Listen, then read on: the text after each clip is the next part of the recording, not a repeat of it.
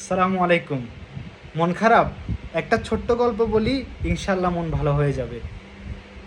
একটা সাগরে একটা জাহাজ ছিল। প্রচণ্ড ঝড়ে জাহাজটি চূর্ণ বিচূর্ণ হয়ে যায়। জাহাজে থাকা সব নাবিকরা মারা যায়।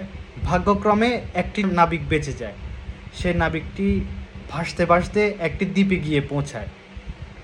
দ্বীপে গিয়ে পৌঁছানোর পর তার মনটা অনেক খারাপ।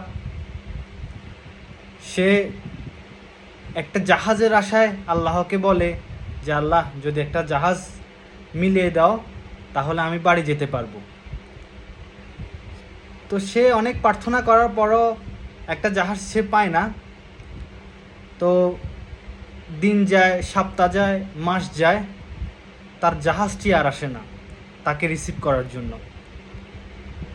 তো সে সেখানে থাকার প্ল্যান করে। সে কিছু কাঠখড় জোগাড় করে একটি ঘর বানায়। তো ঘর বানানোর পরে কিছুদিন যাওয়ার পরে সে যায় সাগরে মাছ শিকার করতে।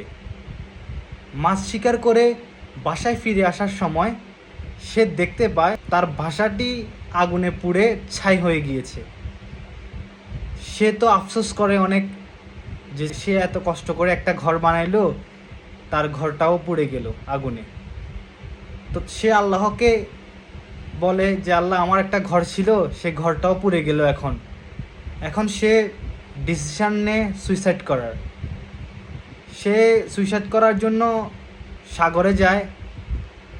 সাগরে গিয়ে সে পানিতে ডুবে সুইসাইড করবে।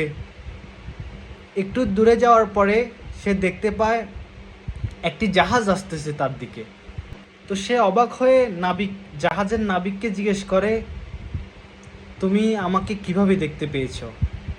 নাবিক বলতেছে, আপনি কিছুক্ষণ আগে আগুন জ্বালিয়ে ধোঁয়ার মাধ্যমে যে সিগন্যালটা দিয়েছেন, ওইটা দেখে আমরা বুঝতে পেরেছি যে আপনি বিপদে আছেন, তাই আসলাম এখানে।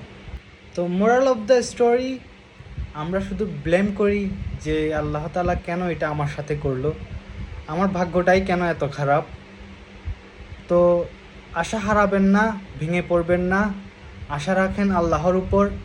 আল্লাহ উত্তম পুরস্কারই আপনাকে দান করবে এবং আপনার জন্য ভালো কিছু অপেক্ষা করতেছে। ধন্যবাদ।